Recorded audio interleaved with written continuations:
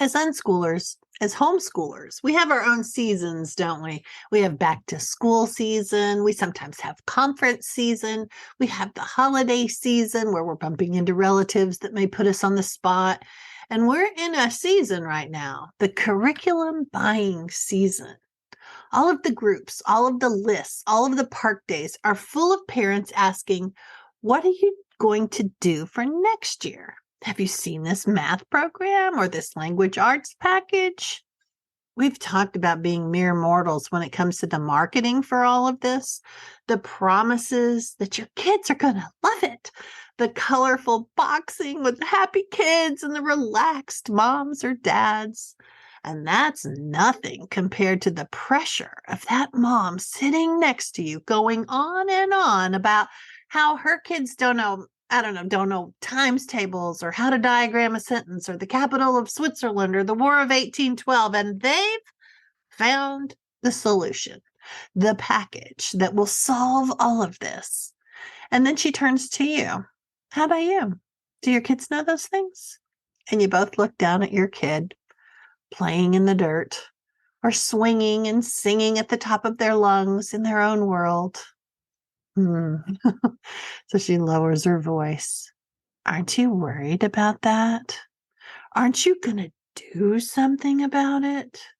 You're not one of those kinds of unschoolers, are you? The radical ones? Oh, let's see what that taps into. That you're not a good mom or dad, or you're not capable of teaching your kids, or your kids are not going to be successful in life, or you're throwing your hat in with the crazy people in this homeschooling community. That about covers it, right? So let's spend this podcast talking about those trigger points so you can withstand the pressure of curriculum season. Before we dive in, I'm Sue Patterson, and this is the Unschooling Mom to Mom podcast. I used to say this was weekly, but it seems to not be. It's more like 2 or 3 times a month. I'm coming in here to give you an unschooling pep talk. If you're enjoying these, please leave a comment or a 5-star review. It helps the podcast reach more people. And believe me, people need to hear that they don't have to stay in school and they don't have to duplicate it if they bring their kids home. So my kids are grown. 2 had birthdays a week ago. They're 2 days apart. One in California and one here in Texas. My oldest has his birthday in a couple of weeks. He left for a business trip to Mexico City a couple of days ago. And it's actually my husband's birthday today. He's off in the Davis Mountains doing his Jeremiah Johnson thing. If you've seen the movie, you'll know what I mean. No talking. Maggie, the border collie, and I are home recording podcasts. So these kids, my young adults, they're who you really want to hear more about, probably, right? So they're 29, 32, and about to be 34, all off doing their adult lives. And doors didn't close for them because of this unconventional approach. And they enjoyed their childhoods. So they also brought a different skill set into their adulthood. They have more confidence in their choices, or even if they don't have the confidence, they're not afraid to make mistakes. They're not afraid to do something different from their peers. They embrace adventures. And all of that is because of this unconventional childhood they had and the way they were parented. And that's what I'm here to do. Not show you how to copy what I did, but to encourage you about doing what fits your child, your home, your family rhythm. Unschooling is really about individualizing all of the learning. And the side benefit is you'll become the parent you want to be. You won't be able to avoid noticing what you might need to change or shore up. And maybe you'll see how you have some examples in your own life where you went a different way from others and it actually made you a better person, more tuned into your own strengths. I'll have to do another podcast about how parents can sometimes unschool themselves or see that that thread was weaving through their lives all along. So let me know in the comments if that sounds like something you want to hear more about. But for now, let's get back to the curriculum season and how to deal with it. Let's talk about the issues and what we can do about it. Something to remember Conformity is easy. It's constrictive, though. But you're not hacking your way through a jungle full of unknowns. And sometimes that's comforting until it's not, until your kid resists, until something in them says, this isn't really relevant, or I don't care about that, or I never see you using that as a grown up. And they're right. A lot of it is kind of lame. You thought the same thing as a kid, but you pushed through because everyone said you had to. Now, here you are in charge, deciding if all this conformity is really a good thing.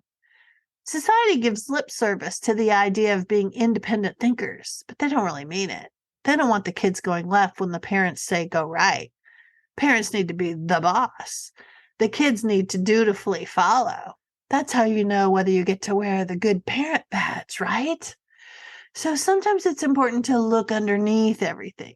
And our own feelings about conformity and even its cousin, people pleasing, are pushing us in a direction that we might not really want. So conformity matters when we're dealing with curriculum season because we're considering not conforming with all those other parents that are all a buzz about the curriculum. Here are a few things to do that I have a ton more in the membership group. You're always welcome to join us there. I'm happy to help you with this. But the first thing to think about is to think about your own why. Why did school or the schoolish approach not fit your family? List out your reasons. Also, list out your reasons why this interest-driven, relationship-focused approach is better. You don't have to convince the ladies at Park Day to do this, but when you're clear on your own reasoning, you're not as susceptible to their raised eyebrows. So the second thing to do is to step away. Not forever. Maybe just for that conversation. Go push your kid on the swing. Go get something out of the car that you forgot. Then hop on your phone and pull up a bunch of inspiring memes at the Unschooling Mom to Mom Instagram account. Or read something you've bookmarked at the blog. Or listen to another Unschooling Mom to Mom podcast. So next, let's look at some of those questions I mentioned at the beginning and see what to do about them. Like, you're not a good mom or dad. So we do have stories in our heads that are actually sometimes not even rational about what a good mom or dad should be doing. We have to pull those out into the light and look. Good moms or dads have kids that can recite their times tables or perform on command or never argue or are super compliant. Good moms or dads are firmly in charge or benevolent dictators. So we have to examine these ideas through the lens of reality. What's true in your family? The other people that are in your family may not agree with that story in your head. I wanted to be sitting around doing art projects all the time, but my kids didn't. I wanted my kids to get along beautifully all the time, and they had other ideas about that too. So while no one wants to be a slacker parent or unparent, we need to get clear on what good parenting looks like in your home with your kids now, this week. So next idea is you're not capable of teaching your kids. Does that mean you're not successful at making them jump through arbitrary hoops that some curriculum company in Dallas has decided all 8-year-olds must know? Maybe the problem isn't you.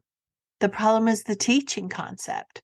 Kids don't resist teaching when it's something they want to learn about.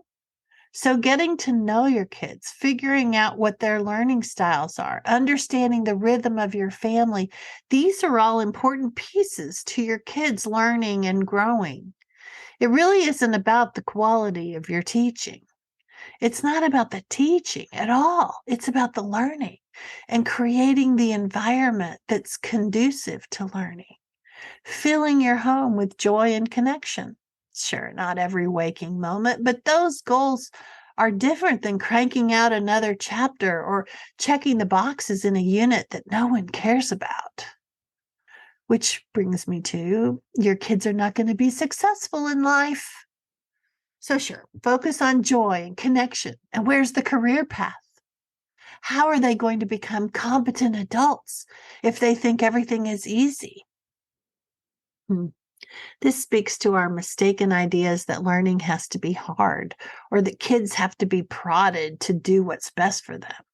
There are some worldviews in there that may need to be looked at and even dismantled. Unschoolers are partnering with their kids, helping them learn to navigate their lives. And sure, the focus is joy. What do you like to do? How do you want to live your life? And yes, younger kids are going to say, more Minecraft, more Legos. But that will change as they get older, when they're allowed to have choices and not having all their choices spoon fed to them. They move in the direction of what success means to them because it's different for all of us. If we grew up poor, it may have a lot to do with how much money they make, or maybe the opposite. We see that money doesn't make happiness. Success, like beauty, it's in the eye of the beholder. So the last one is that one about you're throwing your hat in with the crazy people in the homeschooling community. It's kind of funny to me. It circles back to that conformity part, though, right?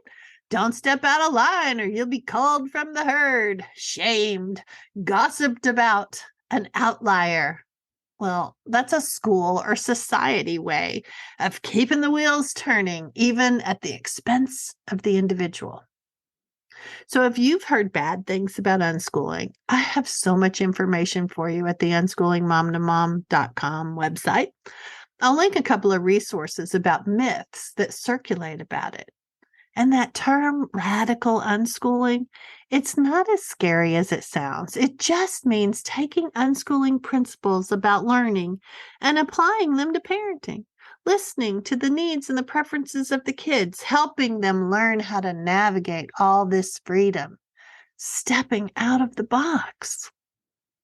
Truth is, your primary job as a parent is not to be winning the gold star from the other parents at Park Day or on Facebook, held up as some paragon of virtue, but it's to be an advocate for your child and their needs, supporting and loving them for who they are, meeting them where they are. Not that story in your head of some perfect child. That's la la land.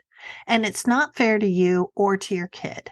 You have a real child standing in front of you, saying or showing you what they need. And your job is to protect the integrity of that relationship, yours and your child's, to not succumb to the homeschool parents' version of playground bullies. Tap into that love you have for your own child, and it will help you find the courage to do what's best for them. And maybe that's looking into unschooling and getting the support you need for doing such an outlandish thing. Okay, that's it from me for this podcast. And like I said, I have a lot of resources to help you. I'll put them in the show notes. Membership groups where you can get more support, courses to help you understand how unschooling works. Click subscribe, leave a comment. Let's connect. So until next time, enjoy your kids. Happy unschooling.